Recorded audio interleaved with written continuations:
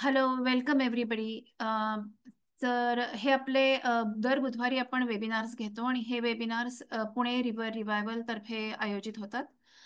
Pune river revival हे बऱ्याचशा संस्था आणि व्यक्ती असे एकत्र येऊन बनलेला हा गट आहे. ज्यांना ज्यांना नदीबद्दल प्रेम आहे आणि ज्यांना ज्यांना असं वाटतं की आपल्या नद्या स्वच्छ, सुंदर, वाहत्या, नैसर्गिक असाव्यात आणि प्रदूषणमुक्त असाव्यात, असे सगळे लोक नदीसाठी एकत्र आलेत. आणि त्यानिमित्ताने आपण जास्तीत जास्त लोकांपर्यंत पोहोचायचा प्रयत्न, त्याचा एक भाग म्हणून हे आपण दर बुधवारी वेबिनार्स घेतो.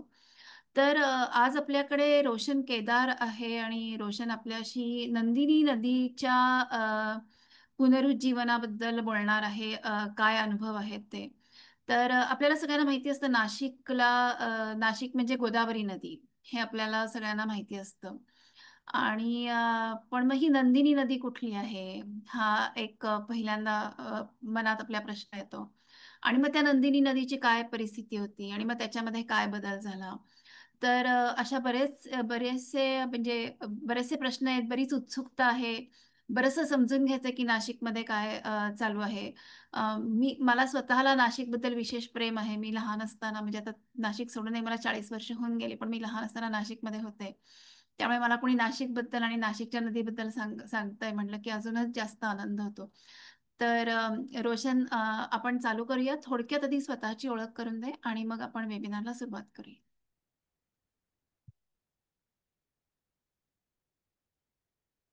हॅलो. काय झालं त्याचं?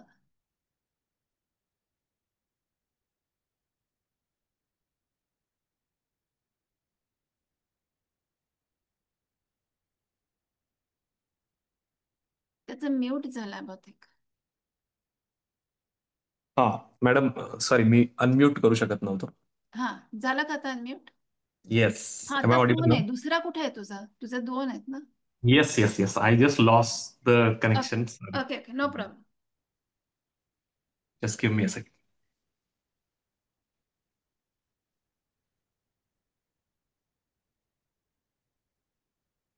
M I audible clearly? Yes, yes.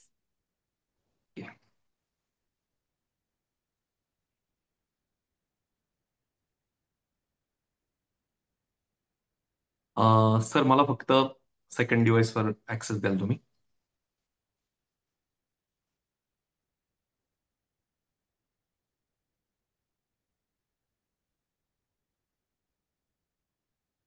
Okay, your co host on phone. We want to make you co host. Just a second. It's connecting.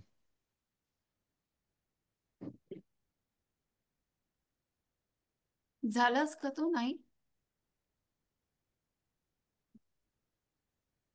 Yes. Can you see नाव? या, नाही नाही, अजून नाही आला. हा, केला का तू share screen? Okay. Yes. Is it visible? Yes. चालेल, मी मराठीत बोलेल. नमस्कार सर्वांना. माझं नाव रोशन केदार आणि मी नाशिकच्या नंदिनी नदीवर काम करतो. त्यामुळे रिव्हर रिवायवल ग्रुप पुणे आणि जीवित नदी यांनी मला आज बोलायची संधी दिली, त्याबद्दल त्यांचे आभार. अ, आधी एक छोटीशी पटकन ओळख करून देतो या नदीवर काम करणाऱ्या इतर काही लोकांची. कारण काय होतं की आम्ही यंग मुलं जेव्हा काम करतो तेव्हा we are always sitting on the shoulders of the giants. So हे जे फोटो तुम्हाला दिसत आहेत, निशिकांत पगारेजी पहिल्या फोटोमध्ये, चंद्रकिशोर पंडितजी, हे आहेत अमित कुलकर्णीजी, हे आहेत सोमनाथ मुठाळ, जे नंदिनी नदीचे जलप्रहरी आहेत. हे दत्तू भाऊ आहेत. आणि लास्टला कदाचित काही लोकांना यांची ओळख असेल, हे परांजपे सर, यांनी आम्हाला काही तांत्रिक गोष्टींमध्ये मदत केली होती. अमरीश मोरे सर. तर या सगळ्या जायंट्सने खूप काही काम करून ठेवलेलं आहे आणि त्यांच्या शोल्डर्सवर आता खरं तर बसून आम्ही नंदिनी बघतोय. आणि आता पुढचं जे काही सांगणार आहे ते काम खूप रिसेंटली मी सुरू केलं. आधी एक छोटीशी ओळख सांगतो की नंदिनी नदी आहे कुठे. आणि मॅडमने जसं सांगितलं की नाशिक म्हटलं की गोदावरी नदी सगळ्यांना माहिती असते. आता तुम्हाला माझ्या स्क्रीनवर दिसत असेल, ही जी लाईन आहे, आय आय होप माझा कर्सर दिसत असेल, ही जी लाईन आहे ही गोदावरी नदी आहे. आणि ही जी मार्क केलेली ब्ल्यू आणि ऑरेंज लाईन आहे ती नंदिनी नदी. आता तुम्ही जर बघितलं तर किंवा तुम्ही ऐकलंही असेल की नाशिक हे गोदावरी नदीच्या काठी वसलेलं शहर आहे. पण खरी रियालिटी अशी की पंचवटी हा जो भाग आहे किंवा जुनं नाशिक ज्याला म्हटलं जातं, तो भाग गोदावरी काठी होता.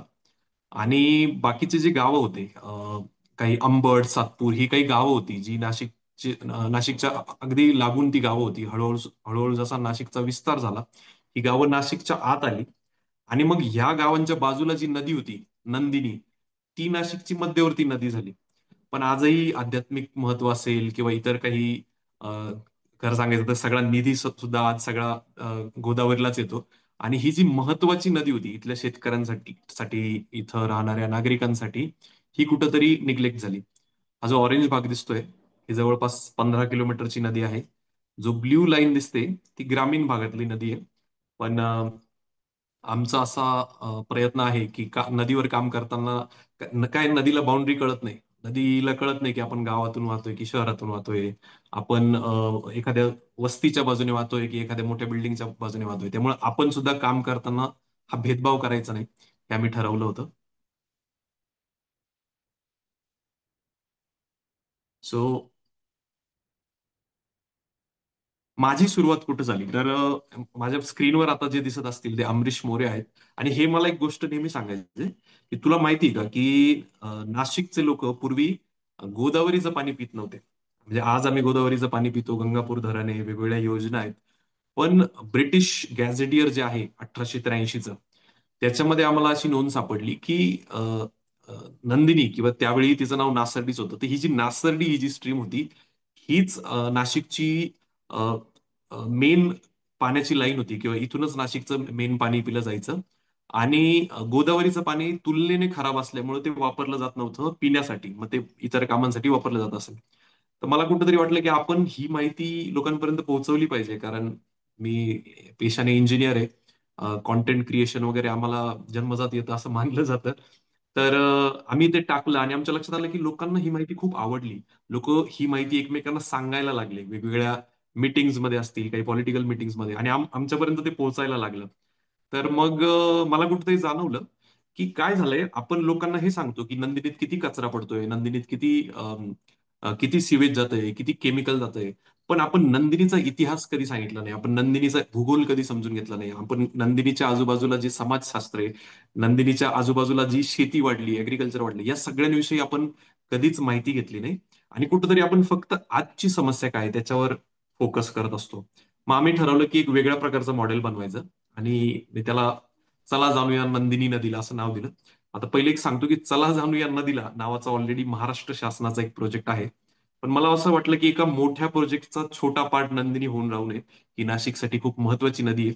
तर मग मी चला जाणूया नंदिनी नदीला, याच्यामध्ये काय वेगळं आपण केलं पाहिजे. कारण मी आधी ज्यांची नावं घेतली त्या लोकांनी बरंच काम करून ठेवलेलं होतं. मग आम्ही असं ठरवलं की नंदिनी नदीवर काम करताना फक्त नदीवर काम करायचं नाही, म्हणजे फक्त चॅनलवर काम करायचं नाही, तर कॅचमेंटवर काम करायचं. आता ही अक्कल आम्हाला कुठून आली? आम्ही नदीचे काही एक्सपर्ट नाही, आम्ही बरेचसे जे लोक आहेत त्यातले एक्सपर्ट नाही. पण आमच्या सोबत दत्तू ढगे नावाचे, आमच्या शेजारीच, नाशिकच्या शेजारीच बेलगाव ढगा नावाचं गाव आहे. त्यांनी सांगितलं की नदी जी तुम्हाला दिसते, जी पात्र तुम्हाला दिसतं, तो खूप छोटा भाग असतो. पण ओव्हरऑल कॅचमेंट खूप मोठा असतो. आणि of course being from a farmer family, मला ते काय म्हणताय ते कळलं की बरेचसे ओढे असतात जे नदीला पाणी देतात.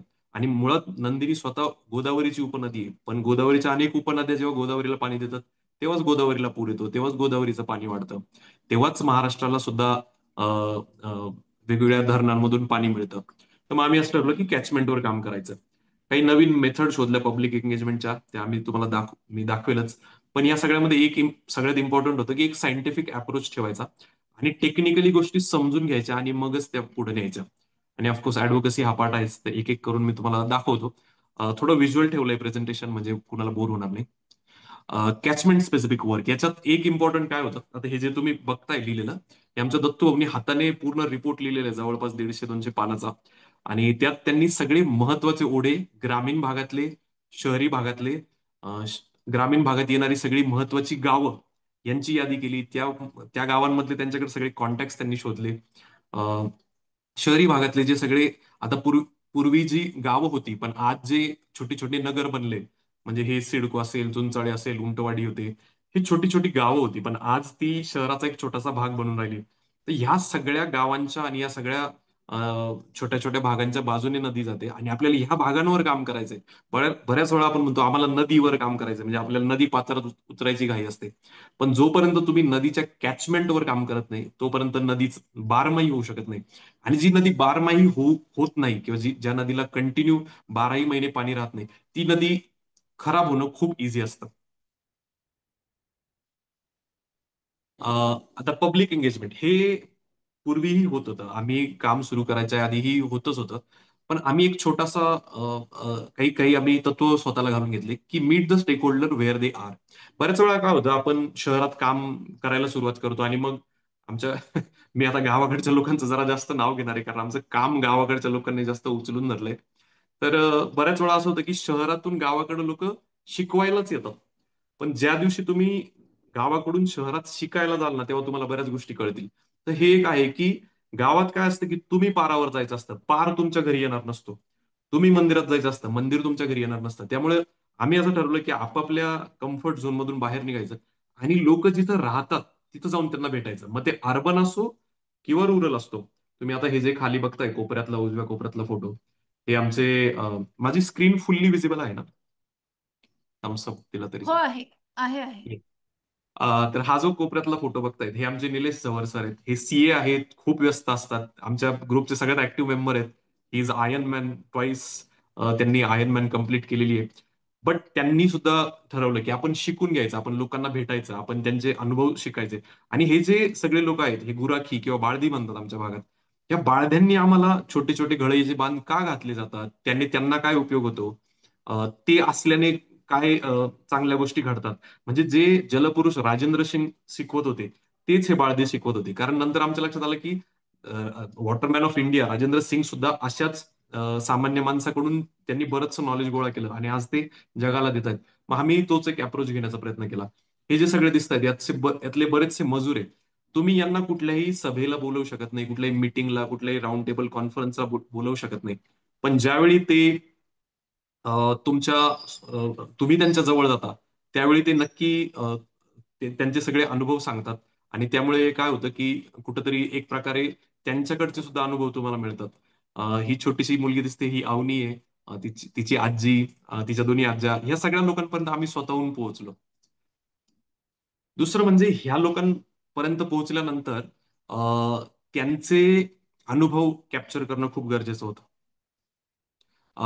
तर याच्यात असं झालं की जी वयस्कर मंडळी होती, त्या वयस्कर मंडळींकडे खूप अनुभव असतात. त्या वयस्कर मंडळींनी, आपण म्हणतो ना की खूप पावसाळे बघितलेले असतात. मग आम्ही विचार हा केला की यांचे अनुभव आपण बऱ्याच वेळा ऐकतो, त्या गोष्टी ऐकायला आपल्याला आवडतं. पण कुठंतरी आपण हेही बघितलं पाहिजे की ते अनुभव आपल्याला कॅप्चर करता येतील का, ते अनुभव आपल्याला साठवून ठेवता येतील का. आणि मग त्या अनुभवांची शिदोरी घेऊन जर आपण आपल्या प्रवासाला निघालो, तर मग त्याचा फायदा असा होतो की तुम्ही जेव्हा पुढे जातात, जेव्हा तुम्ही एखाद्या ठिकाणी अडता, तेव्हा हे अनुभव आम्हाला कामात येतात.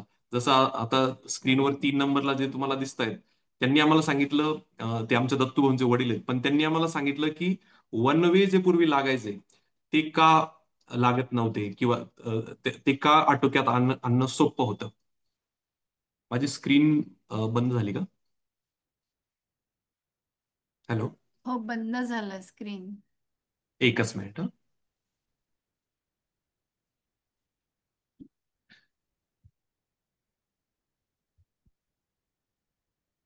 सॉरी, आज थोडा नाशिकमध्ये लाईटचा सकाळपासून प्रॉब्लेम होता, त्यामुळे थोडी गडबड होते.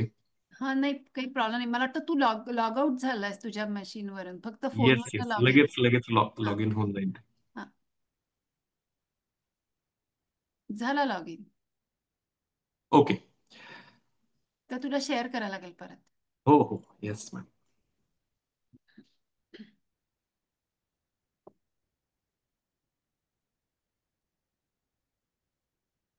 आहे विजिबल. झालं आता. हा. येस. सो कुठंतरी त्यांनी आम्हाला सांगितलं की वन वे लागायचे. आम्ही लहान होतो तेव्हाही वन वे लागायचे, किंवा आमच्या तरुणपणी वन वे लागायचे. पण आम्ही काय करायचो, तर आमच्या सगळ्यांकडे गायी होत्या. आणि आमची पूर्ण, आणि हे वन वे कुठं लागायचे, आपण म्हणतो डोंगरावर वनवा लागला, पण डोंगर हा नदीचा कॅचमेंट असतो. आमचे राजेंद्र सिंग म्हणतात की नदी माँ होती तो पेड़, अपना जो पर्वत आहे वो बाप होता है. कारण काय होतं, बऱ्याचशा बरेचसे ओढे असतात त्यांचे उगम या डोंगरांवर असतात. आणि जेव्हा तुम्ही डोंगरांवर वनवे लावतात त्याचा सुद्धा इम्पॅक्ट नदीवर पडणारच असतो. त्यामुळे नदीचं काम करायचं म्हणजे फक्त पाण्याचं काम नाही, झाडांचंही काम आहे, जंगलांचंही काम आहे, कारण त्याच जंगलांमधून पाणी येणार असतं. त्यानंतर दुसरं आम्ही केलं की एक एक एक मला वाटतं जे प्रत्येक क्लीनअप, प्रत्येक एन्व्हायरमेंटल ग्रुपमध्ये नेहमी घडतं की रिव्हर साईड क्लीनअप वगैरे केले जातात. मला माहिती आहे की पुण्यातही बरेच क्लीनअप वगैरे होतात. पण आम्ही एक महत्वाचं असं ठरवलं होतं की ह्या क्लीनअप्समध्ये समाजातील सगळ्या थरातील घटकांना आपण घेतलं पाहिजे. कारण ही जी शाळा तुम्ही पहिली बघताय आणि ही लहान लहान मुलं, ही मराठी आणि उर्दू शाळेतली ही कंबाईन मुलं आहेत. पण ही एका अशा वस्तीतली की जिथं बरेच वेळा घंटागाडी जात नव्हती सुरुवातीला, किंवा तिथला कचरा उचलला जात नव्हता. त्यामुळे तिथून बरीचशी घाण नदीत यायची. आणि काय होतं, मी जसं मगाशी म्हणलो की नदीला जसं बाउंड्री कळत नाही, तसं नदीला जात धर्म हे सुद्धा कळत नाही. त्यामुळे हे खूप इम्पॉर्टंट असतं की आपण समाजातल्या सगळ्या घटकांना सोबत मिळून काम केलं पाहिजे. आणि आम्ही बऱ्याच वेळा काय करतो की नदीचा प्रॉब्लेम सॉल्व्ह नाही करत, आम्ही आम्ही त्या त्या वस्तीचा प्रॉब्लेम सॉल्व्ह करतो, त्या त्या जागेचा प्रॉब्लेम सॉल्व्ह करतो. मग त्या जागेचा प्रॉब्लेम कचरा असू शकतो, त्या जागेचा प्रॉब्लेम तिथल्या हेल्थच्या समस्या असू शकतात, असं काहीही असू शकतं. त्या खऱ्या तिथल्या लोकांच्या समस्या असतात. आम्ही रिव्हर साईड क्लीनअप्स वगैरे करतो, पण आमचा फोकस हा असतो की जे महानगरपालिकेचे कर्मचारी असतील किंवा नाशिकमध्ये वॉटर ग्रेस नावाची कंपनी जी हे सगळं सांभाळते, त्यांना सोबत घेऊन करतो. त्यांच्या सोबत आम्ही बऱ्याच वेळा नदीत उतरतो, जेणेकरून त्यांनाही कुठंतरी वाटतं की आम्ही फक्त इथं एक सेवा द्यायला आलेलो नाहीये, तर ही लोक आपल्या सोबत या नदीचं काम करणार आहेत. आम्ही असे सोल्युशन बऱ्याच वेळा देतो की बऱ्याच वेळा महानगरपालिका म्हणते की आम्ही बघू. आम्ही जेव्हा त्यांना सांगतो की इथं पूर येतोय, तर हा ठीक आहे, आम्ही बघतो, काहीतरी करतो. पण कुठंतरी टेक्निकल बाबी सुद्धा आम्ही सांगतो की जेणेकरून या स्पेसिफिक ठिकाणी वॉल हवी होती, याला रिटेनिंग वॉल म्हणतात किंवा गॅबियन वॉल म्हणतात. तर या वॉल्स वगैरे कशा ठिकाणी कशा पद्धतीने दिल्या पाहिजे, हे आम्ही वेगवेगळ्या पद्धतीने, आमच्याकडे काही टेक्निकल सपोर्ट पण आम्हाला मिळतो. त्यांच्या मदतीने आम्ही हे महानगरपालिकेला नेहमी कळवत असतो. त्यानंतर प्लांटेशन आम्ही जरी करत असलो तर आमचं मेन फोकस आहे प्रोटेक्शन आणि मॉनिटरिंग. प्रोटेक्शन आणि मॉनिटरिंग का गरजेचं आहे, कारण झाड लावणं सगळ्यात सोपं काम आहे आणि झाड जगवणं हे सगळ्यात अवघड काम आहे. म्हणजे बरेच वेळा काय होतं की आपल्याकडे एक जोक नेहमी सांगितलं जातो की सरकारी कामात काय केलं जातं, सेम खड्ड्यात परत परत झाड लावलं जातं. तर हे मी माझ्या डोळ्याने बघितलंय, कारण सेम खड्ड्यात मी बऱ्याच वेळा झाड लावलेलं आहे काही सरकारी अभियानांचा मी जेव्हा भाग होतो, आणि मला कुठंतरी ते खटकलं होतं. तर आम्ही प्रोटेक्शन आणि मॉनिटरिंग, आता याच्यात मल्टिपल गोष्टी असतात. काय होतं, बऱ्याच वेळा लोकांना वाटतं की झाड फक्त मोडलं जातं, पण कधी कधी झाडाच्या आळ्यातच कचरा टाकला जातो आणि मग त्याची झाडाची श्वास घेण्याची कॅपॅसिटी मरून जाते. आता ही झाडं आणि नदीचा काय संबंध आहे, तर आम्ही जेव्हा रायपेरियन म्हणजे नदीचा काठ, जे एकदम तिरपे काठ असतात स्लांटेड, ते त्याच्यावर जेव्हा झाडं लावतो तेव्हा हे रायपेरियन नदीचं पाणी शुद्ध करण्याचं काम करतात. आणि नदीची जी अक्वॅटिक लाईफ आहे तिला सुद्धा ते खूप युजफुल असतं. तर मग त्याच्यात जेव्हा कचरा पडतो तेव्हा त्याची ग्रोथ थांबते आणि बऱ्याच वेळा ती झाडं मरतात. मग आमच्यातले चंदू पाटील सर आहेत, ते काय करतात, ते लिटरली शोधतात की कुणी हा कचरा टाकला होता, आणि त्यांचं अक्षरशः म्हणजे फाईन केला जातो. आणि हे आम्ही बऱ्याच ठिकाणी हे फोटो पब्लिक कधी कधी होतात, कधी कधी नाही केले जात. अ, ज्यांना फाईन केलाय त्यांनाही आम्ही विचारतो की तुमचा एक ऍज अ एक्झाम्पल आम्ही दिलं तर चालेल का. आणि काही जण म्हणतात की ठीक आहे, आमच्याकडून चूक झाली आणि तुम्ही सांगितलं तरी चालेल.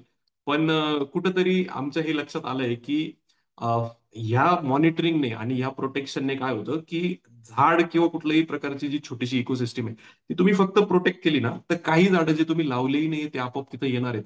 कारण पक्ष्यांच्या माध्यमातून, प्राण्यांच्या माध्यमातून बिया येत असतात आणि ती सुद्धा झाडं लागली जातात. त्याच्यामुळे प्रोटेक्शन आणि मॉनिटरिंग ट्री प्लांटेशन पेक्षा सुद्धा खूप इम्पॉर्टंट आहे, हे मला सगळ्यांनाच सांगायला आवडेल.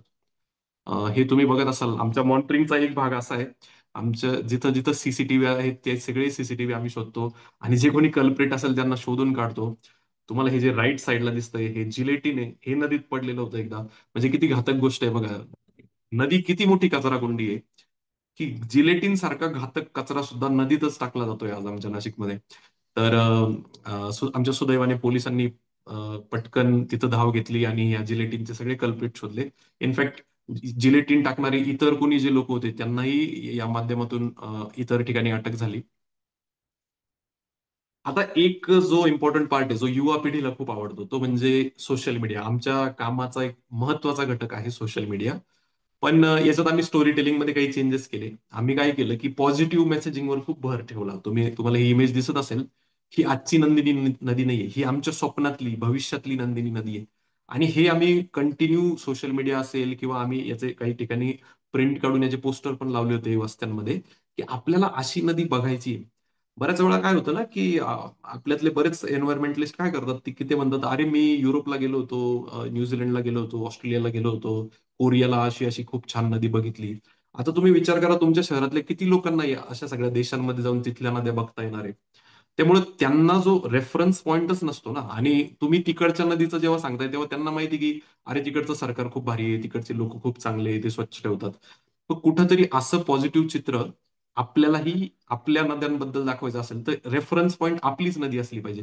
म्हणजे हा जो पार्ट तुम्हाला दिसतोय ही आमचीच आमचीच नदी आहे. आमच्याच एका नदीवरून आम्ही आम्ही हा बेस पिक्चर घेतला आणि त्याला कन्वर्ट केलं. आणि त्यामुळे लोकांना कुठेतरी कन्वर्ट झालं. एक तर ती पॉझिटिव्ह स्टोरी आहे, ती रिलेटेबल आहे आणि आम्हाला खूप चांगला रिस्पॉन्स मिळाला. आता हे जुने नंबर्स आहेत सप्टेंबर 6 पर्यंतचे. आज आम्ही मोर दॅन मिलियन व्ह्यूज आमचे झालेत. पण मोस्ट इम्पॉर्टंट आम्ही जवळपास 4.5 लाख लोकांपर्यंत पोहोचलेलो आहे. जे की आम्हाला खरं तर आमचा जो अप्रोच आहे ग्राउंडवर जाऊन लोकांना भेटणं, त्यात कदाचित तितक्या लोकांपर्यंत आम्ही पोहोचलो नसतो. दुसरं म्हणजे खूप सारे लोक या माध्यमातून आमच्यापर्यंत पोहोचले. जसं मला वाटतं मॅडम आज आपण जे बोलतोय हा सुद्धा कॉल तुम्ही आमच्या सोशल मीडियातनं बघूनच आम्हाला केलेला आहे. तर असे खूप सारे ग्रुप आमच्यापर्यंत पोहोचत आहेत. ही एक चांगली गोष्ट यातनं घडते. दुसरं म्हणजे आम्ही फक्त डिजिटलवर फोकस नाही ठेवला. हँड्स ऑन आमचा खूप भर असतो. आता हे परत दत्तू भाऊ, आमचे राजेश पंडितजी, निलेश जवळजी हे सगळे वेगवेगळ्या प्रकारची ऍडव्होकसी करताय, रिपोर्ट्स बनवताय, पण ते त्याच वेळी लहान लहान मुलांना शिकवताय. आमच्यासाठी हे खूप इम्पॉर्टंट आहे की आम्ही पुढच्या पिढीला शिकवावं. इथं जे तुम्ही बघताय की आम्ही वस्तीत जाऊन तिथंच मुलांना शिकवतो, किंवा इथं जे तुम्ही बघताय की आम्ही शेतकऱ्यांच्या बांधावर जाऊन शेतकऱ्यांशी संवाद साधतो. आमच्या कामाचं एक सगळ्यात महत्वाचं अंग हे निलेश सर आहेत आणि यांनी फोर्स करून हे करवूनच घेतलं की आपण नदीवर ठिकठिकाणी पेंटिंग्स केल्या पाहिजे. आणि तुम्ही जर बघितलं आम्ही एआयने पण नदी जी फ्युचरमध्ये कशी दिसणार आहे त्यात सुद्धा आमच्या त्या फ्युचरमधली ती व्यक्ती पेंटिंग करते, म्हणजे कला सादर करते. कारण कुसुमाग्रज ज्यांनी गोदावरीवर बऱ्याचशा कविता लिहिल्या, पण नंदिनीवर कधी कोणी कविता नाही लिहिली. कारण ती नदी जर सुंदर झाली तर कदाचित नंदिनीवरही कविता येईल, नंदिनीवरही गाणं येईल, नंदिनीवरही एखादा जितू जोशी एखादा चित्रपट बनवू शकेल. असं ह्या लेवलचं स्वप्न आम्ही बघतो. म्हणजे म्हणून आमच्या एआय मध्ये पण कलाकार दिसतो जो नंदिनी नदीच्या किनारी कलाच सादर करतोय. ही तेजश्री आहे, ही आर्टिस्ट आहे, आमची व्हॉलेंटियर आहे आणि ती सुद्धा आता खूप ऍक्टिव्हली नंदिनी नदी सुंदर कशी होईल. कारण आम्ही एक ब्रोकन ग्लास थिअरी आहे न्यूयॉर्क पोलीसची, ती आम्ही वापरतो की स्वच्छ जर करायची असेल ना एखादी जागा तर सिस्टीम लागते, झाडू लागतो, जेसीबी लागतं. पण ती जागा स्वच्छ राहायची असेल तर सुंदरता लागते. आणि ती सुंदरता मोठ्या मोठ्या मशीन्सने नाही येणार, ती तुमच्या अंगातल्या कलेने येईल. मग तुम्ही पेंटिंग करा, काही ठिकाणी स्कल्पटिंग होऊ शकतं, काही ठिकाणी आम्ही साधे ते फ्लॅग्स लावलेत, प्रेयर फ्लॅग्स जे असतात ते प्रेयर फ्लॅग लावले, ज्याने ती जागा सुंदर दिसेल, त्या जागी जावंसं वाटेल. एक महत्वाचा भाग आहे अडॉप्शन. बऱ्याच वेळा काय होतं, झाडं लावून आपण निघून येतो आणि मग आपल्याला वेळ नसतो. मी एकटा काय करणार, आमचं 10 जणांचा ग्रुप काय करणार. तर आम्हाला हे पहिल्यापासून माहित होतं. त्यामुळे आम्ही काय केलं की त्या त्या स्पेसिफिक ठिकाणी रिव्हर स्ट्रेच अडॉप्ट केला गेला पाहिजे.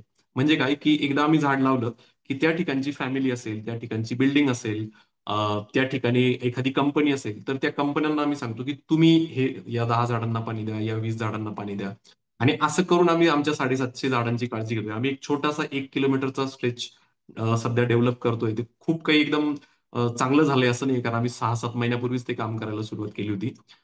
पण आज ती जागा ऍटलिस्ट जी लोक तिथे राहतात ते म्हणतात की खूप ट्रान्सफॉर्म झालेली आणि भविष्यात खूप सुंदर होईल असं ते म्हणतायत. त्यामुळे आम्हाला असं कुठेतरी वाटतंय की आम्ही राईट ट्रॅकवर आहोत.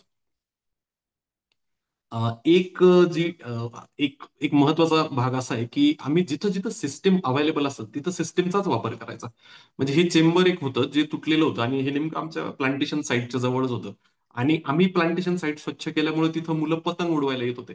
मग कुठंतरी ही आमची जबाबदारी होती की उद्या जर एखादं मूल याच्यात पडलं तर कुठंतरी तुम्ही ती जागा स्वच्छ केल्यामुळे ते पडलं ही ही भीती असू शकते. त्यामुळे आम्ही एनएमसी ई कनेक्ट नावाचं आमचं नाशिक महानगरपालिकेचं ऍप आहे. तर आम्ही कदाचित त्याचा एक फोटो काढून किंवा एक व्हिडिओ काढून इंस्टाग्रामवर पण टाकू शकलो असतो किंवा फेसबुकवर सोशल मीडियावर शेअर करू शकलो असतो. पण जिथं सिस्टीम अवेलेबल आहे तिथं आम्ही सिस्टीमचाच उपयोग करतो आणि जेणेकरून काय होतं की कॉर्पोरेशन असेल किंवा जी कुठली एजन्सी असेल त्यांनाही त्यांची त्यांच्या सिस्टीम थ्रू येणारं काम करणं खरं तर सोपं असतं. तुम्हाला इथं लक्षात येईल की स्पेसिफिक हे जे ऑफिसर्स आहेत ज्यांनी हे काम केलं आम्हाला माहिती सुद्धा नाही की ज्ञानेश जगताप कोण आहेत. आम्ही यांना कधीच नाही भेटलो. पण आज त्यांच्या थ्रू आमचं काम झालेलं आहे. सो एक्झिस्टिंग सिस्टम्सचा शक्यतो पुरेपूर वापर आम्ही करतो. ऍडव्होकसी आणि फॉलोअप कंटिन्युअस ऍडव्होकसी करणं हे खूप इम्पॉर्टंट आहे. माझ्या शेजारी इथं जे बसले राजेश पंडित हे चला जाणूया नदीला अभियानाचे महाराष्ट्र महाराष्ट्र राज्याचं हे अभियान आहे. त्याचे राज्याचे अशासकीय सदस्य आहेत. त्यांच्या बाजूला आहेत त्या बस्ते मॅडम आहेत, त्या सुद्धा आर्किटेक्ट आहेत, त्या आम्हाला वेळोवेळी बरेच सपोर्ट करतात. तर या लोकांसोबत आम्हाला चान्स मिळाला. चला जाणूया नदीला या अभियानाने आम्हाला खूप सपोर्ट केला आमचं काम बघितल्यावर. आणि या मॅम ज्या आहेत ह्या अतिरिक्त आयुक्त आहेत नाशिकच्या. यांना आम्ही प्रेझेंटेशन दिलं आणि त्यांनी बऱ्याचशा गोष्टी ऍक्सेप्ट केल्या, बऱ्याचशा गोष्टी मार्गी लागल्या. कारण काय झालं होतं की आम्ही फक्त काहीतरी घेऊन त्यांच्यापर्यंत गेलो नव्हतो. बरंचसं काम आम्ही केलं होतं आणि त्या कामांना कुठेतरी नेक्स्ट लेवलवर घेऊन जायचं होतं. जिथं फंडची कमी असते, जिथं काही ठिकाणी मशीन्स लागतात, काही ठिकाणी परवानग्या लागतात. तर अशा ठिकाणी आणि आम्ही जिथं ऑलरेडी आता प्लांटेशन करतोय 1 किलोमीटरच्या स्ट्रेचमध्ये, तिथं नंदिनी पार्क करायचं त्यांनी आता घोषित केलं. तर हे छोटंसं काम आहे. मग कदाचित म्हणजे आम्ही बऱ्याच वर्षांपासून काम करतोय, पण आमचं काम मागच्या 6-7 महिन्यापासून खूप वाढलं. तर काय झालं ह्या वेगळ्या अप्रोचचा फायदा आम्हाला काय झाला, की पूर्वी फक्त नदीवर काय काम व्हायचं. म्हणजे नदीचे जे 2 कठडे आणि त्याच्या आत जे आहे त्यालाच नदी मानलं जायचं किंवा तेवढ्यावरच एनएमसी सुद्धा काम म्हणजे नाशिक महानगरपालिका पण काम करायची. पण आता नाल्यांवर सुद्धा काम व्हायला लागलं. म्हणजे कॅचमेंट स्पेसिफिक काम व्हायला लागलं. जवळपास 14 नाले शहरी भागात आणि 8 नाले ग्रामीण भागात आमच्या दत्तूभाऊंनी शोधून काढले आणि आज त्या सगळ्या नाल्यांचा विचार करून एनएमसी काम करते. चला जाणूया नदीला टीम आमच्यासोबत खूप चांगल्या पद्धतीने जोडली गेली आणि आता ते आम्हाला प्रत्येक ठिकाणी सपोर्ट करतात. नाशिक महानगरपालिकेने खास या सगळ्या अभियानाच्या उद्देशाने नोडल ऑफिसर दिले आणि मंथली अपडेट आता त्यांनी द्यायला सुरुवात केली आहे. एनएमसीच्या ऑफिसमध्ये मंथली एक अपडेट मीटिंग होते 8 तारखेला. आम्ही नंदिनी नदी यात्रा केली नाशिक महानगरपालिकेबरोबर. पण अशा बऱ्याचशा यात्रा याच्यापूर्वी झाल्या होत्या. पण आम्ही यात्रेत दिल्या गेलेल्या प्रत्येक आश्वासनाचं डॉक्युमेंटेशन केलं.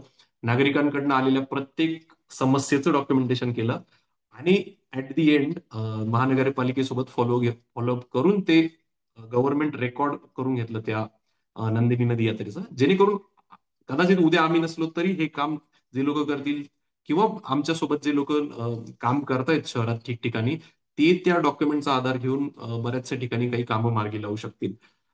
फ्लड मिटिगेशनचे काही कामं होते आणि वेस्ट मॅनेजमेंटचे काही कामं होते अशा काही निग्लेक्टेड एरियाजमध्ये त्यांना ऑन प्रायोरिटी घेतलं गेलं. कारण यावर्षी पूर येता येता जवळपास राहिला. म्हणजे जेव्हा पूर्ण मराठवाड्यात पूर आला होता तेव्हा नाशिकचा पूर म्हणजे थोडा अजून जर पाऊस झाला असता 1-2 तास तर नाशिकच्या काही भागांमध्ये मोठा पूर आला असता. नंदिनी कॉर्नर, नंदिनी पार्क, कलाकार कट्टा असे काही प्रोजेक्ट्स आता नाशिक महानगरपालिकेने सुरू केले. त्यातले नंदिनी कॉर्नर तर तयारही झालंय, मी फोटो नंतर दाखवतो. नंदिनी पार्कचं काम चालू आहे. हा 1 किलोमीटरचा स्ट्रेचमध्ये बायोडायव्हर्सिटी पार्क अतिरिक्त आयुक्त नायर मॅडम यांच्या लिडरशिप खाली तयार होतोय. कलाकार कट्टा ठिकठिकाणी आम्ही तयार करण्यासाठी प्रयत्न करतोय जेणेकरून नदी किनारी काही वाईट म्हणजे तुम्हाला रिसेंटली माहित असेल की नाशिक शहरात खूप ठिकाणी गुन्हेगारी वाढली आणि कचरा घाण जेव्हा लाईट्स नसतात काही ठिकाणी अशा ठिकाणी पटकन गुन्हेगारी होते. तर अशा जागांना पूर्णपणे ट्रान्सफॉर्म करून कलाकार कट्टा करता आला तर त्यासाठी सुद्धा प्रयत्न चालू आहेत. छोट्या छोट्या अनेक ट्रिब्युटरीज आहेत नाशिकमध्ये. तर चला जाणूया नदीला हे जे अभियान आहे याच्यात बऱ्याचशा त्या नद्या जोडलेल्या आहेत.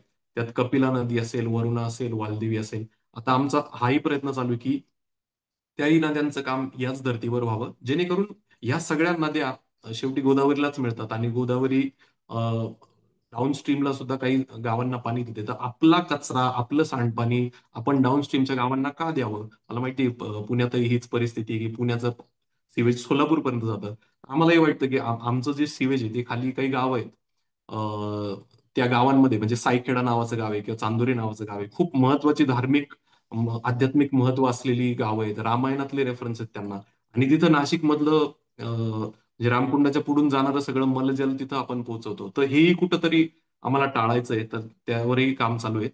आणि युथ आणि आर्ट ग्रुपने आता नाशिक म्हणजे नंदिनी नदीच्या कामाला सपोर्ट करायला सुरुवात केली. नाशिक प्लॉगर्स नावाचा खूप मोठा ग्रुप आहे, जो पुणे प्लॉगर्स च्या धर्तीवर सुरू झाला होता. एलाइट क्लब नावाचा ग्रुप आहे.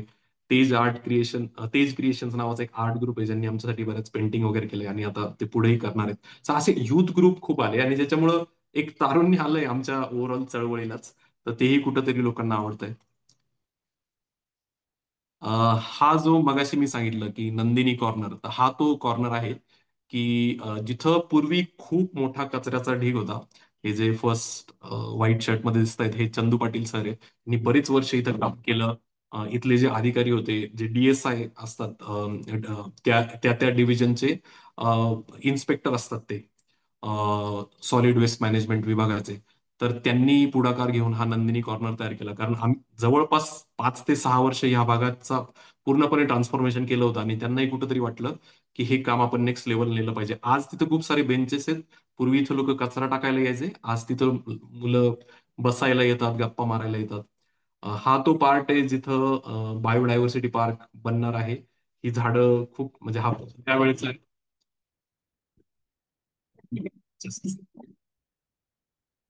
जास्त डिस्टर्बन्स नाही आहे ना? सॉरी, काही काही लोकांची दिवाळी झाली नाही अजून. अं, हो, ते थोडस येतंय पण ऐकायला. येत आहे ना? हा. तर हा जो भाग आहे, इथली झाडं आता बरीच मोठी झाली, म्हणजे माझ्या डोक्याच्या वर जातात. आमच्या गावाकडे एक सोपी पद्धत असते की खांद्यापर्यंत आलं, कमरेपर्यंत आलं, डोक्यापर्यंत आलं. तर माझ्या डोक्याच्या वर गेलेली झाड आता. हे जे फोटो आहेत हे नंदिनी नदी यात्रेतले फोटो आहेत. अशा अशा काही वस्त्या आहेत की ज्यांनी आम्हाला सांगितलं की आमच्याकडे कधीच कोणीच आलं नव्हतं, फक्त निवडणुकीच्या वेळेस काही लोक यायचे. बाकी आमच्याकडे कधी कोणी येतच नव्हतं. तुम्ही आमच्या समस्या ऐकल्या आणि त्याच्यावर काम करताय, तर त्याही लोकांना बरं वाटलं. आमचाही प्रयत्न चालू आहे की जास्तीत जास्त परत परत सगळ्या जागा जिथं आम्ही गेलो होतो तिथं 5 वर्षात जसे राजकीय मंडळी जातात तसं न करता आपण परत परत भेटी देऊन त्यांचे प्रॉब्लेम जाणून घेतले पाहिजे. आणि ऑन प्रायोरिटी म्हणजे काय होतं, बऱ्याच वेळा आम्ही प्रायोरिटी सेट करतो की जर फ्लड मिटिगेशनचा प्रॉब्लेम असेल, फ्लड प्रोन एरिया असेल, रिस्क असेल, तर त्याला प्रायोरिटी दिली जाते. वेस्ट मॅनेजमेंटमध्ये हेल्थ रिलेटेड प्रॉब्लेम्स असतील तर त्याला प्रायोरिटी दिली जाते. असं करून बऱ्याच वेळा काय होतं ना की एखाद्या भागातलं काम चालू आहे, म्हणजे मेजॉरिटी अशा भागांमधलं काम होतं जिथं ऑलरेडी थोडं एक अर्बन रिच क्लास राहतो आणि मग त्यांच्यासाठी सगळंच चांगलं चांगलं होतं. तर तसं न करता प्रायोरिटी अशा पद्धतीने सेट केलंय की जीवाची रिस्क असेल, हेल्थची रिस्क असेल, त्याला त्याला प्रायोरिटी देत राहिलं पाहिजे. कुणाच्या प्यायच्या पाण्याचा काही प्रॉब्लेम होत असेल, अशा गोष्टींना प्रायोरिटी देणं. आणि मग कुठेतरी सर्वांना हे वाटेल की आमच्यासाठीही काम होतंय, अशी एक भावना तयार करणं. सो असं हे सगळं काम आहे. अ, कुणाला काही प्रश्न असतील, मला तुमची बाकीचं दिसत नाहीये चॅट, तर तुम्ही आता विचारू शकता. इथे एक जयश्री ताईंची कमेंट आलेली आहे की very inspiring work, great presentation, thank you very much.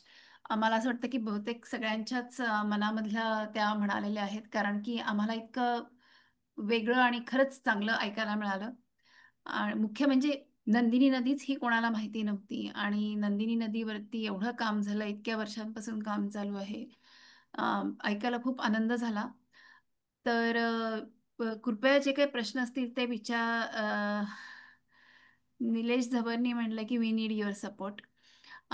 तर प्रश्न असतील तर चॅटमध्ये विचारा किंवा आपण कदाचित अनम्यूटही करायला देऊ शकू. मला एक असा प्रश्न आहे की बरोबर आता इथे जे दिसत आहेत ते बरेचसे कचऱ्याचे ढीग वगैरे असेच होते. तर तुम्ही जेव्हा काम चालू केलं तेव्हा तिथे काही नैसर्गिक झाडी होती का? कारण पुण्याच्या नद्यांच्या काठी पुष्कळ मोठी शेकडो वर्ष जुनी झाडं आणि खूप रिच बायोडायव्हर्सिटी आहे. म्हणजे मला फोटोमध्ये तरी फारसे दिसले नाही. तर असं नव्हतंच का? म्हणजे काम चालू केलं तेव्हा सगळं उद्ध्वस्त झालेलं होतं का? मेजॉरिटी पार्ट्समध्ये उद्ध्वस्त झालेलं आहे. नदीचा जो शेवटचा जो भाग आहे म्हणजे जिथं ती गोदावरीला मिळते, तिथं मात्र शेत जमीन आणि छोटंसं फॉरेस्ट सुद्धा आहे. पण तो अगदीच शहराच्या बाहेरचा जवळपास तो भाग होतो. पण जो शहराच्या मध्यवर्ती भाग होतो, तुम्ही आता हाच फोटो बघा. जिथं आम्हाला सगळ्यात जास्त काम करता आलं, बऱ्याच ठिकाणी तर नदी ऍक्सेसिबलच नाहीये. कारण काय होतं की वस्ती दोन्ही बाजूने इतकी दाट झालेली आहे आणि अ, ह्या नदीला नदीच मानलं गेलं नव्हतं. हिला म्हणजे आजही नाशिक महानगरपालिका आयुक्तांच्या कार्यालयात जर तुम्ही गेले आणि तिथल्या मॅपवर जर तुम्ही बघितलं, तर तिथे लिहिलेलं आहे नासर्डी नाला. तर काय होतंय की नदी मानलं गेलं नाही. ह्या नदीला नदी घोषित करा याच्यासाठीच आमचा खूप लढा झाला. म्हणजे मी ज्यांची मगाशी नावं घेतली, त्या लोकांनी सगळ्याच क्लुप्त्या वापरून बघितल्या. म्हणजे बघा, इथं संत महंतांना घेऊन यायचं, कारण कुठंतरी गोदावरीशी लिंक करायचं आणि मग गोदावरीची उपनदी आहे, मग तिला नदी माना, तिची आरती केली गेली. अशा सगळ्या पद्धतींनी आधी तिला नंदिनी नदी मानलं गेलं. पण तोपर्यंत बराच वेळ गेला होता. नाले बऱ्याच ठिकाणी बुजवले गेलेले आहेत आणि बऱ्याच ठिकाणी नदीच्या एकदम काठापर्यंत बांधकाम आलेलं आहे किंवा रस्ते झालेले आहेत. तर बरोबर आहे, तुम्ही जसं म्हटलं की बऱ्याच ठिकाणी ग्रीनरी नाहीच आहे आणि ज्या ठिकाणी ती आहे ती एकदमच अडचणीची जागा असेल तरच ती आहे. अच्छा. मग जिथे अगदी थोडीशी आहे, म्हणजे जिथे संगम होतो गोदावरीशी आणि जिथे थोडीशी आहे, त्याचं पण तुम्ही काही डॉक्युमेंटेशन केलंय का? झाडं किंवा तिथे दिसणारे पक्षी आणि असं काही डॉक्युमेंटेशन केलंय का? नाही, पण आमच्या बकेट लिस्टमध्ये आहे असं म्हणू शकतो. कारण आम्ही आता जेव्हा वेगवेगळे उपक्रम सुरू केले, तर आमच्याही लक्षात आलं की आपण हा जो फ्लोरा फोना आहे याला डॉक्युमेंट केलं पाहिजे. म्हणजे आम्ही अनुभव डॉक्युमेंट करतोय. तर एक आता आम्ही करणार आहे की नंदिनी नदीसाठी स्पेशल बर्ड वॉक घेणार आहे. ज्याच्यामध्ये जे एक्सपर्ट्स असतील बर्ड वॉकवाले ते आमच्यासोबत येतील. पण आम्हाला हे लोकांनाही शिकवायचंय, कारण परत परत सांगतो की आम्ही हे सगळे जॉबवाले लोक आहे. म्हणजे सगळेच बिझनेस किंवा जॉब करणारे लोक आहेत आणि आम्ही आमचं काम सांभाळून हे करतो. तर मग बऱ्याच वेळा काय होतं की आमच्याकडे सगळ्याच गोष्टींमधले एक्सपर्ट नाही किंवा आम्ही त्यांना पैसे देऊन बोलू शकत नाही किंवा काही वेळा त्या एक्सपर्ट्सचा आणि आमचा टाइम मॅच होत नाही. तरी काही एक्सपर्ट्सला आम्ही रिक्वेस्ट करून नाशिकमध्ये काही खूप चांगले बर्ड वॉक घेणारे काही व्यक्ती आहेत. त्यांना आम्ही रिक्वेस्ट केलेली आणि आम्ही लवकरच बर्ड वॉक घेणार आहे. त्यामुळे कदाचित तुम्ही जर आमच्या चॅनलला हँडलला फॉलो करत असाल, चला जाणूया नंदिनी नदीला इंस्टाग्रामवर, तर लवकरच आमच्या बर्ड्सचा पण एखादा व्हिडिओ तुम्हाला लवकरच बघायला मिळेल. खूप छान. आणि तुम्हाला जे बर्ड्स आहेत, अच्छा इथे लिहिलं की from today 5th to 12th November is bird week, right? हा बर्ड वीक आहे, त्यामुळे बर्डचं जे तुमचं डॉक्युमेंटेशन होईल ते जी पोर्टल्स असतात, इंटरनॅशनल सगळी ई बर्ड आहे आणि अजून काही पोर्टल्स आहेत, तर तिथे तुम्ही अवश्य त्याच्यावरती डेटा टाका. म्हणजे मग तो प्लॅटफॉर्मवर, ओपन प्लॅटफॉर्मवर सगळ्यांना अवेलेबल होईल की नाशिकला नंदिनी नदीकाठी हे हे पक्षी दिसतात असं. अ, नक्की नक्की. इथे माहिती येते की बेता टेकडी also organise bird marathon, so you can also try वगैरे अशा आयडियाज येतात. अजून कोणाचे प्रश्न असतील तर प्लीज विचारा, किंवा आपल्याला अनम्यूट करायला देता येईल का? अ, हात वर रेज केला तरी चालेल, म्हणजे आपण अनम्यूट करायला देऊ शकू. प्रश्न येईपर्यंत मला म्हणायचं होतं की मला अर्थातच तुझं हे खूपच प्रेझेंटेशन आणि सगळे अनुभव आम्हाला ऐकायला खूप आवडले. आणि मला असं वाटतं की सगळ्यात महत्त्वाचं ह्याच्यामध्ये सगळ्यांना शिकायला मिळालं ते म्हणजे अ, नदीचं काम हे फक्त नदीपाशी नसतं. तर त्यासाठी मग वस्त्या असतील, पाणलोटातले बाकी गोष्टी असतील, शेतकरी असतील आणि विद्यार्थी असतील, या सगळ्यांमध्ये गेल्यामुळे तुम्हाला इथपर्यंत जे यश मिळालं आहे ते मिळालं आणि ते झालंय. हनुमंत यांना प्रश्न आहे, पण त्यांना अनम्यूट करायला देऊया. एक मिनिट.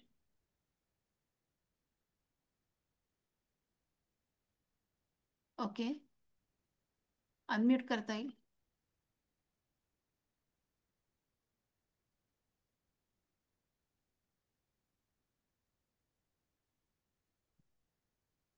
हॅलो.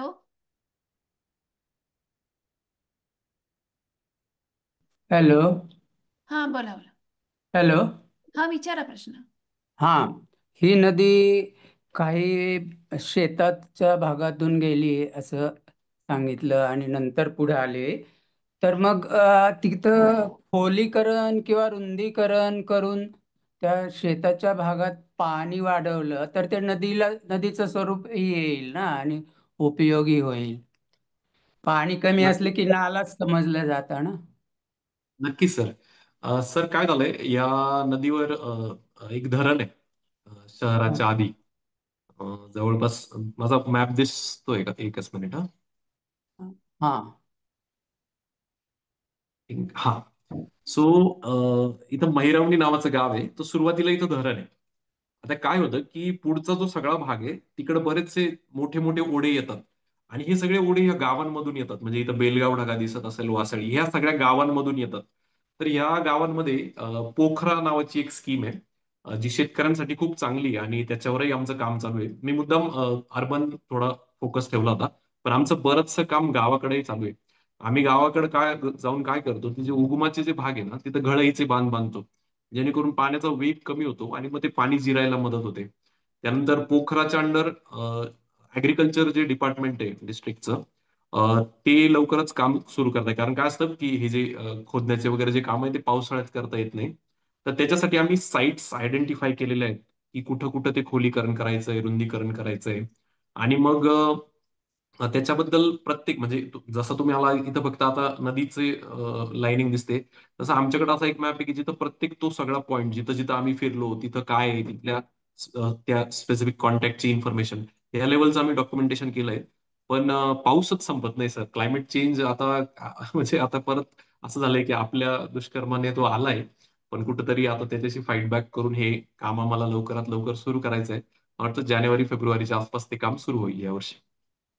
घडीचे बांध म्हणालास तू, म्हणजे सीसीटी म्हणायचंय का, की काय आहे? सीसीटी थोडा मोठा असतो आणि सीसीटी कसं असतं आपण उकरून करतो. हा. पण एकदम सुरुवातीला जिथं डोंगरावर छोट्या छोट्या स्ट्रीम्स असतात, घळया असतात, म्हणजे अशा छोट्या व्हॅलीज असतात. हो. हा. तर तिथून काय होतं, पाणी खूप वेगाने येतं. आणि मग तोच वेग हळूहळू नदीला येत असतो. आपण म्हणतो ना पूर आला आणि खूप जोरात पाणी वाहतंय, तर तो सगळा वेग डायरेक्टली नदीत येत नसतो. तो वरतून येणाऱ्या पाण्याचं प्रेशरही असतं, तो तीव्र उतारही असतो. मग त्या पाण्याला आपण ठिकठिकाणी छोटेसे बांध घालतो, म्हणजे 1 ते 1.5 फूट उंचीचे आणि जास्तीत जास्त 1 हात 1.5 मीटरचे. आणि त्याच्यामुळं काय होतं की येणारं पाणी तिथं थांबतं. मग त्याच्यात हळूहळू त्यातली माती अडकायला लागते, डोंगरावरून वाहून येणारी माती तिथे अडकायला लागते. आणि मग नॅचरलीच त्याला पॅक केलं जातं. म्हणजे चिकन माती जेव्हा त्या दगडांमध्ये अडकते, तर तो बांध पक्का होत जातो, त्यातनं गवत फुटायला लागतं. आणि मग या बांधांच्या तिथं छोटस पाणी अडून राहणार, म्हणजे पाऊस पडूनही गेला, थोडं बांधावरून निघूनही गेलं, तर ते पाणी तिथल्या जीवसृष्टीला पण कामात येतं. आता या भागात, आमच्या भागात बिबट्याचा खूप संचार आहे. काय होतं, बिबट्याला डोंगरावर पाणी नाही मिळालं की तो खाली येणारच. मग आपण म्हणतो बिबट्या गावात आला, पण आपण त्याच्या गावात गेलोय हे आपण कुठेतरी विसरून गेलोय. तर त्याचं गाव त्याच्यापर्यंत कसं परत पोहोचवता येईल, कारण त्याला पाणी लागतं, त्याला त्या गवतावर जगणारे ससे आले म्हणजे मग त्याला त्याचं खाद्य मिळणार आहे. तर अशा बऱ्याचशा एक पूर्ण साखळी या छोट्या छोट्या घळईच्या बांधांनी तयार करता येते. जैवविविधतेची असेल किंवा पाण्याचे जे काही वाहून जाणारी माती जी परत नंदिनी नदीतच येणार आहे, त्याच्यात सिल्टिंगच होणार आहे, तर ते आम्ही करतो. मैरवणी गाव जे आहे, जिथं मी सांगितलं की धरण आहे, तिथं रिसेंटलीच एका मार्फत आम्ही जस्ट ह्या महिन्यात, म्हणजे ह्या वर्षीच्या मे महिन्यापर्यंत काम सुरू होतं. पण अगेन पाऊस लवकर आला यावर्षी आणि बरंचसं काम आम्हाला करता नाही आलं. तर मग अशी सरांनी जसं सांगितलं, हनुमंत सरांनी, की ते काम खूप गरजेचं आहे खरंच. म्हणजे मी तर सगळ्या नदी विषयी काम करणाऱ्या सगळ्यांना सांगेल की गांधीजी का ग्रेट होते, किंवा ते त्यांचं म्हणणं का बरोबर होतं की गावाकडे चला. कारण नदी सुद्धा बऱ्याच वेळा बघा ना गावातून शहराकडे येत असते. तर तुम्ही त्याच्याकडे तिकडे गावात काम नाही केलं ना, तर ती तुम्हाला शहरात रिझल्ट कधीच नाही दिसू शकणार. खूप छान. धन्यवाद. धन्यवाद. कल्याणचा एक प्रश्न आहे की नाशिक महानगरपालिकेने या वर्षामध्ये 13 कोटी रुपये जैवविविधतेवर खर्च केलेला आहे. तर त्याचा तुम्हाला काही फायदा झाला का? किती झाला? तर मी हसतोय त्याच्यावरून समजून घ्या तुम्ही. काय होतं, ज्यावेळी महानगरपालिका असं काहीतरी टेंडर काढून काम करते ना, त्यात जसं आता हा आकडाच बघा किती मोठा आहे, 13 कोटी. मग अशा वेळी एक एक वेगळ्या साईडला जातं काम. आमचं काम बरंच सिटीजन स्पेसिफिक आहे, म्हणून आमच्या सुरुवातीच्या पेजवरच लिहिलं होतं की हे सिटीजन इनिशिएटिव्ह आहेत. याच्यामुळे आम्ही लोकांकडूनही पैसे घेत नाही. आमचा प्रयत्न हाच असतो की तुम्ही आमच्या अकाउंटला पैसे देऊ नका. जर तुम्हाला मदतही करायची असेल तर तुम्ही टिकाऊ घेऊन या, तुम्ही जाळ्या घेऊन या, पण तुम्ही आपण आपल्या हातात पैसा घ्यायचा नाही, हे हे असं आम्ही ठरवलेलं आहे. कारण शेवटी तेच होतं की आम्ही संस्था नाही आहेत, काही कंप्लायन्सचे प्रॉब्लेम्स असतात. मी माहिती घेतो कल्याण मानेची, आणि काय त्यांनी जैवविविधतेवर खर्च केलाय ते बघतो, आणि पुढच्या वर्षी असंच काही असेल तर त्यातला काही खर्च आम्ही आमच्याकडं नंदिनी नदीला घेता येईल का शोधतो.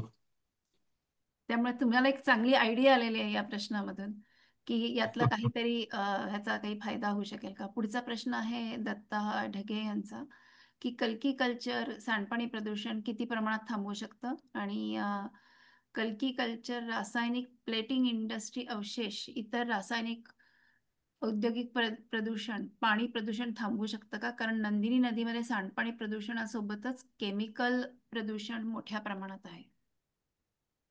अम, मला कल्की, स्पेसिफिकली कल्की काय करू शकते किंवा काय करू शकत नाही याच्याबद्दल तितकी आयडिया नाहीये. गोखले सरांचं, पुण्यातल्या गोखले सरांचंच ते तंत्रज्ञान आहे. पण कल्की कल्चर हे मोस्टली सांडपाण्यावरच काम करतं. रासायनिक पाण्यासाठी किंवा रासायनिक प्रदूषणासाठी सीईटीपी हेच सोल्युशन आहे, chemical effluent treatment plant. Nandini नदीवर स्पेसिफिकली काय प्रॉब्लेम झाला होता की इथं दोन एमआयडीसी आहेत, सातपूर आणि अंबड. ह्या दोन गावांमध्ये खूप चांगली शेती व्हायची, आणि खूप मोठी गावं होती ही. म्हणजे आज म्हणतो ना की शेतीमुळे नाशिक मोठं झालं, तर ह्या गावांचाही त्यात मोठा सहभाग होता. पण कुठंतरी नंतर एमआयडीसी आली, आणि इथल्या पाण्यालाच पहिले खराब केलं गेलं. आणि आजही आता एमआयडीसी येऊन ऑलमोस्ट मला वाटतं 1960 साली एमआयडीसी आली आहे. आजही तिथं सीईटीपी नाही. याचा अर्थ तिथल्या कंपन्यांचं सगळं सांडपाणी, म्हणजे केमिकल युक्त पाणी, नंदिनी नदीतच येतं. म्हणजे एक दिवस तर असा होता, आमच्या चॅनलवर तो व्हिडिओ आहे, की नंदिनी नदीत पूर्णपणे जांभळं पाणी होतं, आणि ते जवळपास 5 ते 6 तास वाहत होतं. पूर्ण जांभळं पाणी, पूर्ण शहरातल्या पूर्ण हद्दीत जांभळं पाणी वाहत होतं. तर हे जर असं सगळं होत असेल, आता आम्हाला माहित नाही ते किती दूषित होतं किंवा काय, पण एक नागरिक म्हणून भीती वाटते. जेव्हा नदी किनारी राहणाऱ्या अनेक लोकांना भीती वाटली की हे काय झालंय. तर सीईटीपीचं काम ह्या वर्षी आपल्या ज्या मंत्री आहेत, पंकजा मुंडे, त्यांनी पुढाकार घेतलेला आहे, आणि कुंभमेळ्याच्या आत, म्हणजे कुंभमेळ्याच्या जवळपास 1 वर्ष आधी ते संपवणार. डिसेंबर 2026 ची त्यांनी तारीख दिलेली आहे. पण आपण थोडं प्लस मायनस पकडूया. पण दत्तू भाऊ, तुम्ही त्या मिटिंगला नव्हते, पण आम्ही एमआयडीसीच्या अधिकाऱ्यांना हे परत परत खोदून खोदून विचारलं. पण दुसरा असा एक हे आहे की आपल्यालाही थोडा फॉलोअप कंटिन्युअसली घ्यावा लागेल, जो आम्ही नक्की घेऊ. आणि एक प्रकारे आमच्या आत्ता लक्षात येतंय की जसं तुम्ही आमच्यापर्यंत पोहोचले, याचा अर्थ आमचा आवाज शासनापर्यंतही पोहोचत असेल, तर तेही हे ऐकत असतील, आणि हे काम ते सिरियसली घेतील, आणि लवकरात लवकर कुंभमेळ्याच्या आधी सुरू करतील. कारण सगळं जग नाशिक बघायला येणार आहे. त्यांना जांभळं पाणी दाखवायचं का निळं दाखवायचं का काळं दाखवायचं, हे महानगरपालिका आता विचार करेल असं आम्हाला वाटतंय. मला पण असं वाटतं की कुंभमेळ्यामुळे तुम्हाला काहीतरी जरा फायदा होईल, काहीतरी ट्रीटमेंट्स चालू होतील. कल्की कल्चर आणि गोखले सरांचा विषय निघाला म्हणून सांगते की आपले हे जे सगळे व्हिडिओज असतात हे सगळे आपण पुणे रिव्हर रिवायवलच्या यूट्यूब चॅनलवर टाकतो. तुम्ही जर यूट्यूबवर गेलात आणि पुणे रिव्हर रिवायवल असं सर्च केलं तर आपले जुने सगळे वेबिनार्स तुम्हाला बघायला मिळतील. हा वेबिनार पण नंतर तिथे येईलच. तर गोखले सरांचं ह्या विषयावरती, म्हणजे नैसर्गिक पद्धतीने सांडपाण्यावर कशी काय प्रक्रिया करता येईल ह्याचा एक खूप चांगला वेबिनार आहे. तर तुम्ही अवश्य बघा. बाकी पण पाणी, एकूण पाण्याचे ट्रीटमेंट्स आणि प्रदूषण याच्यावर अजूनही काही वेबिनार्स आहेत. तर ज्यांना बघायचं आहे त्यांनी अवश्य बघा. इथे राजेश पंडित यांनी म्हणलंय की सीईटीपी टेंडर झालं आहे, वर्क ऑर्डर इश्यूड. तर चांगली घटना आहे, ते लवकरात लवकर कार्यान्वित व्हावं. आणि ह्या शुभेच्छा. तर मला असं वाटतं की आपली वेळ आता संपत आलेली आहे. अ, खूप आनंद झाला. आणि मला असं वाटतं की आपण वेगळ्या वेगळ्या, अच्छा, अजून एक कमेंट आहे की Gokhale sir has visited Nashik and he has studied Nandini river. We want his idea to be implemented. Great. तुम्हाला चांगली गोष्ट आहे, तुमचा त्यांच्याशी संपर्क झालेलाच आहे. तर मला असं वाटतं की वेगळ्या वेगळ्या शहरांमध्ये नदी संदर्भात काम करणाऱ्या लोकांनी एकमेकांशी संपर्कात राहिलं पाहिजे. त्याच्यामधून आपल्याला एकमेकांकडनं स्फूर्ती मिळते, ऊर्जा मिळते, आयडियाज मिळतात. तर त्यामुळे आपण पुन्हा संपर्कात राहतच राहूया. आणि खूप आनंद झाला तुझ्याशी बोलून आणि तुझे सगळे अनुभव ऐकून. आणि पुढच्याला आम्ही जेव्हा आमच्यातलं कोणीही नाशिकला जाईल तेव्हा आम्ही अवश्य नंदिनी नदीला जाऊन भेट देऊ. तर थँक्यू. Good night. थँक्यू. धन्यवाद.